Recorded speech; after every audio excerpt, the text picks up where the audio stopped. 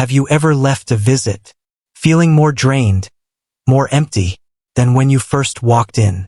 Not because someone was rude to you, not because the conversation was too long or the place was too far, but simply because took something out of you.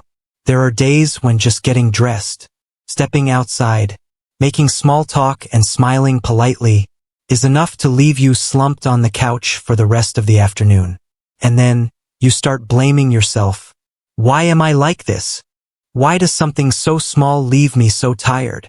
Meanwhile, people around you keep saying, you should go out more. If you don't stay social, you'll get depressed. You need to visit your kids, or people will talk. So you smile, you push through, you show up, you chat, you stay kind. But inside, your body is speaking, your mind is whispering, and slowly you begin to realize, not every invitation is a gift. Not every visit is good for you. Some get-togethers, even the short ones, can quietly drain whatever energy you had left. And the hardest part? No one ever taught us how to say no, especially when it's kindness that's wearing us down. 70. You begin to understand something deeper. Your energy, your time, your presence, they are no longer unlimited. Every time you walk out the door, every conversation, every visit, it's an investment. And not every investment gives something back. Sometimes you visit someone just because you feel like you should. Not because you want to, but because you're afraid of disappointing them. Afraid of being seen as distant or cold. Or simply because that's just what you've always done. You've spent a lifetime putting others first. You've gotten used to pushing past your own exhaustion just to keep the peace. Used to smiling, even when it hurts inside. But then, you come home, you close the door, you sit down, and you feel empty. Not sad exactly, not angry, just this quiet, nameless heaviness. You don't even know what to call it. All you know is, it makes you tired. It makes you want to shut out the world for a while. If you've ever felt like that, if you've ever come home after a visit and sighed for no reason, then this video is for you. Because sometimes, what you need isn't another piece of advice. You just need someone who gets it. Number 1, your energy doesn't bounce back the way it used to. When you were younger, you could wake up early, spend the whole day out, talking, walking, running errands, and still come home at night, wash the dishes, watch a movie, maybe even read a few chapters, like it was nothing. But at 60, 70, 80, things change. And no one really teaches you how to adjust. Now, even a simple visit, whether to your kids, grandkids, a friend, or a relative, can feel like a full-day mission, quietly draining something deeper inside you. Not just your time, but your life energy. It starts the moment you begin thinking about what to wear, what to bring, what to say, how to act.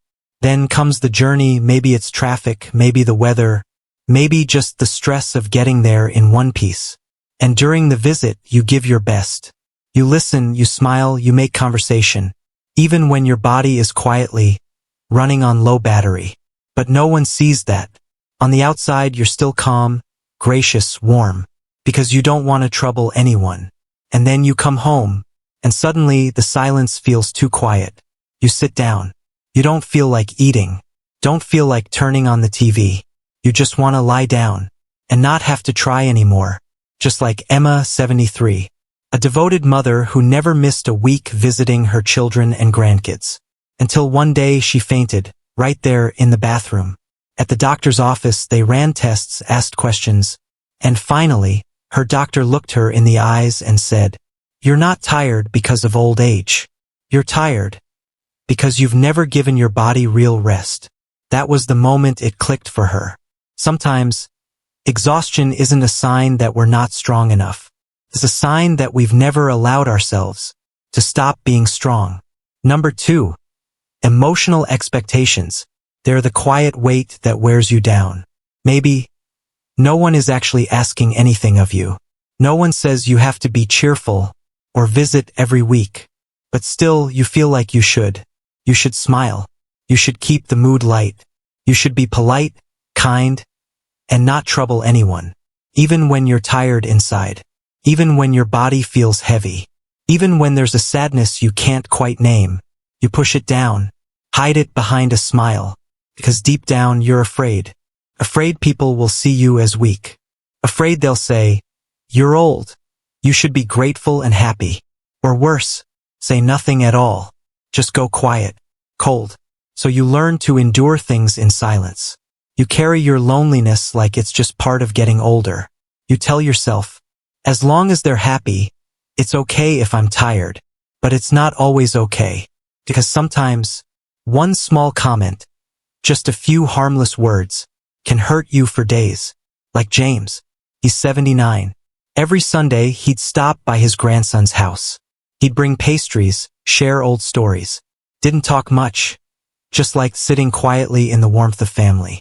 Until one Sunday, his granddaughter-in-law smiled politely and said, "You don't have to come every week, Grandpa." That was it. Just one line, no malice, no bad intention. But it was enough. Enough to make James feel like a burden. He smiled back, nodded gently, and after that day he never went back. Not because he was angry, but because his aging heart quietly retreated to where it felt safe again. If you're still watching this video and finding these valuable insights, please comment number 2 below to let me know you're here. And if you haven't subscribed yet, I recommend you subscribe and turn on the bell so you don't miss any videos. Your support helps us continue creating good content to inform and inspire you. They have the right to rest, the right to live at their own pace, and the right to peace. Number 3. Your health is more fragile now, but the places you visit aren't as safe as they used to be. Family gatherings, they sound heartwarming. The hugs, the shared meals, the laughter of little ones running around. What's not to love? But here's the truth. The very things that seem harmless can be real risks for a body that doesn't bounce back like it once did. A quick sneeze from a grandkid just home from school, a dish that sat a little too long in the fridge before being reheated, or just the noise. So much movement, so much sound, it can throw off your breathing, your rhythm, your calm. Take Olivia, 84. She used to be incredibly close with her grandchildren. One day, she stopped by her son's house. Just a short visit, nothing big. 2 joyful hours with her 4-year-old grandson, who had just recovered from a cold the day before.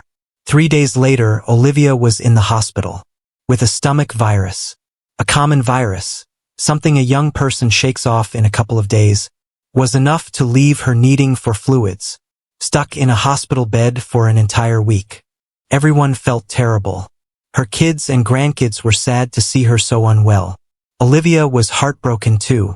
All she wanted was to spend time with her grandson. Now here she was sick and stuck in bed. But here's the deeper truth. Your body has carried you for a lifetime. From childhood tree climbing, to raising your family, to becoming a grandparent. It's fought for you, held stress you didn't even know you had, and kept going quietly, faithfully, through every chapter of your life. So now, if you choose to stay home instead of visiting, that's not selfish. That's love. Love for the body that's brought you this far. Love for yourself, because you've earned it. Number 4. The quiet financial pressure. The one you've probably never put into words. Every time you visit someone, even if it's just a quick drop-in, you feel the urge to bring something. A box of pastries, a dozen farm eggs, a few sweet oranges, or a homemade dish you carefully prepared. Sometimes even a few small bills tucked into your pocket. Just a little something for the grandkids to feel excited about. No one asked you to. No one ever said, "You can't come unless you bring a gift." But still, you want to give, because that's who you are. You're used to being the one who gives, the one who cares, the one who sacrifices. It warms your heart to see someone smile as they accept it. You feel proud when the table has one more dish thanks to you. And you tell yourself, it's just a little, no big deal. But then, just a little happens again, and again, week after week, month after month, year after year, until one day, you open your wallet and realize you've been slowly spending the very money that was supposed to support your peace in later life. And it's not just the cost of gifts. It's the gas money, the cab rides, the extra meds you need after getting too tired from the trip. Little expenses, invisible ones, but they pile up quietly into something heavy. You don't want to seem stingy. You don't want to do the math. But deep down, you know the truth. Life after 70 needs to be simpler, emotionally and financially. Choosing to stay home, to keep a bit more peace for yourself, doesn't mean you love anyone less. It means you're finally learning to love yourself too. If you're still watching this video and finding these valuable insights, please comment number 4 below to let me know you're here. And if you haven't subscribed yet, I recommend you subscribe and turn on the bell so you don't miss any videos. Your support helps us continue creating good content to inform and inspire you. Number 5. You've slowly lost your personal rhythm, the one that was supposed to be your sanctuary in these later years. 70. Your rhythm isn't just a routine anymore. It's a refuge, place where your soul can breathe. The slow mornings with birdsong outside your window. It's that warm cup of tea at 3 p.m., always on time, like a quiet date with yourself. It's the short but restful nap, right when the afternoon light hits the curtains just right. These small things, they are your rhythm, a gentle pace, a soft, steady beat that makes you feel safe, calm, whole. But then, you find yourself constantly adjusting just to visit someone, leaving the house earlier than you like, skipping meals so you don't cause inconvenience, staying later because it feels rude to turn down dinner. And in the process, you start bending yourself to match someone else's schedule, someone else's expectations. You miss your tea, you skip your nap, you come home when it's already dark, your body heavy, your spirit strangely quiet, and little by little, you lose something even more precious than health. Your inner peace. No one sees it clearly. No one quite understands why you sigh more often now, why you sit alone a little longer, why your silence feels deeper than usual. But you know, because you're living out of sync with yourself. Getting older doesn't require more noise. It asks for something simpler, a life that's just enough, and a rhythm that's truly your own. And if someone really loves you, they'll understand this simple truth. Staying home, living at your pace, that too, is a form of love. Growing older is not a race to keep pleasing everyone. It's not about showing up at every gathering. It's not about forcing yourself to stay in your role or fulfill expectations. And it's definitely not about pretending to be strong when deep down all you want is peace. Aging is the time you get to choose, and you have every right to say, today, I want to stay home. I need to rest, not because I'm weak, but because I respect my body. I'll come when my heart truly wants to be there. There's nothing wrong with turning down an invitation. There's nothing wrong with choosing quiet over chaos. There's nothing wrong with putting yourself first. After a lifetime of putting everyone else ahead of you, you don't need to prove your love by always being present. You don't need to smile through exhaustion or try so hard to be seen as a good person. Because sometimes, not showing up is also an act of love. Love when you protect your peace. Love when you avoid becoming a burden to anyone. And love when you quietly guard your own well-being. Because deep down, you're still part of the family's love, even if you're not physically there every week. Growing old isn't the closing of a chapter. It's the beginning of a new one built on clarity, softness, and love that flows inward. If you've ever come home from a visit feeling drained for the rest of the day, if you've ever felt guilty just for choosing to stay home, to rest, to care for your health, know this: you are not alone. There are so many older adults just like you who are learning to listen to their bodies, learning to say no without guilt, and learning to love themselves gently but firmly.